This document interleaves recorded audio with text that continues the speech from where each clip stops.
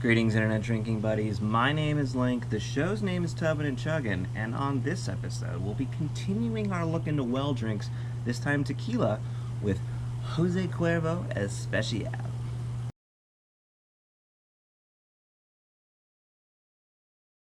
Welcome back to the tub, everybody. Now, I received a request after the first 3 episodes in our well spirit line to do one about tequila, and who am I to deny the fans what they want?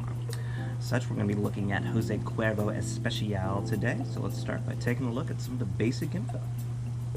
Jose Cuervo Especial, or Cuervo Gold as it's sometimes known, was been introduced in some variation to the States since 1852.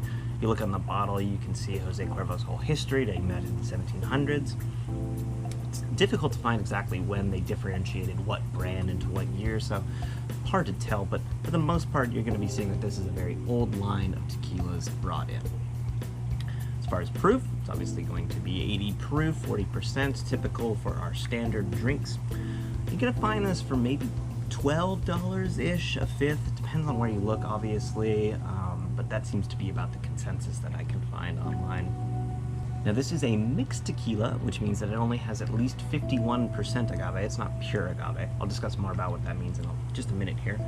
But they add some caramel coloring to it as well to give you that gold feeling. But overall, you can think of this as a blended and thus mixed in kind of tequila.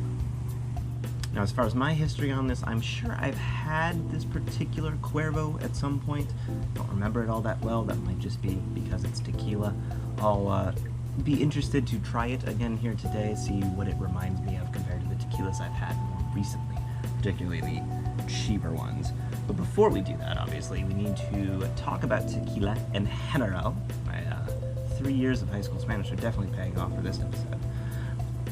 Now, tequila, believe it or not, is one of those branded words like champagne or cognac. Ever since 1974, you have to receive what is called a designation of origin from the Mexican federal government in order to call your product tequila. It has to be made from a specific area in Mexico. I will show it here on the map.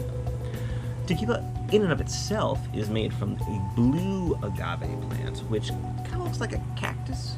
From the agave, they take out the center, which is where they get the sugar. They call it the piña because it looks a lot like a pineapple once you get into the core. Now, tequila is not mezcal. You may have heard of mezcal before. Mezcal can be made from any agave plant, typically only single distilled, whereas tequila must be taken from the blue agave plant and is typically double distilled. You may have also heard about there being a worm in the bottle of your tequila. That's only in mezcal, and even then it's only in a very specific line, or a specific branch of mezcal. Now, as far as how to drink tequila, shots are interesting, which you may have noticed by the extravagant setup that we have. I'll get to that in a minute.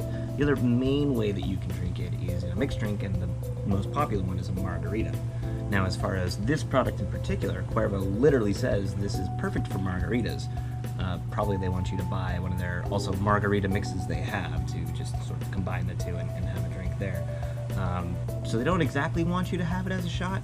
Tequila as a shot overall, not a great idea. We're going to do this one as a shot because this looks like a channel for smart ideas. I don't think so.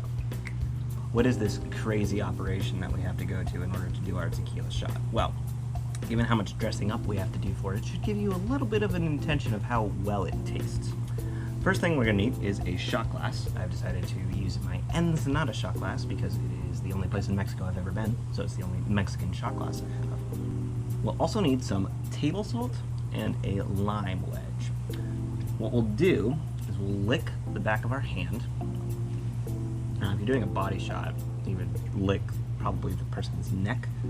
Tequila shots are great for body shots, but given that we don't have anybody of that here today, we're going to lick the back of our hand. We're going to pour a little bit of salt on there. Then we're going to pour the shot. So, shot poured. Final thing we need is a lime wedge. What we're going to do, lick the salt, take the shot, bite the lime. What this should do is give us a salt and sweet taste with alcohol in the middle that we hopefully don't notice all that much. If you're following along at home, one thing that we will also need that I cannot believe I almost forgot is a toast. Only reasonable toast for tequila, Salud.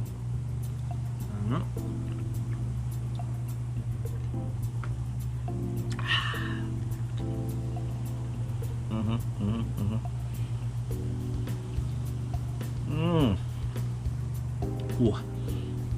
Lime is a savior. Now, I went through an incredibly intricate process for that shot, much more than I've done for anything else. And when somebody told me the first way to do this, I thought they were joking until I saw it on like The Big Bang Theory and like just other staples of cultural television and whatnot.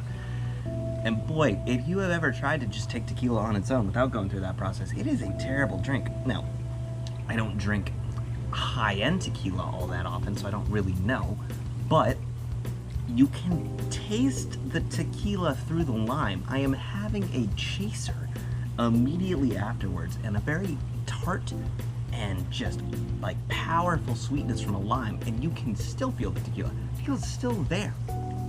Salt to prep, lime to finish, doesn't matter. It goes through it. Oh man. It's actually not that bad, the more that I think about it. The lingering is kind of dissipating, and overall the heat isn't all that bad. But why would you have tequila overall? Well, because of its interesting agave flavor. I do think that it makes for a kick that really can't be replicated by any other alcohol.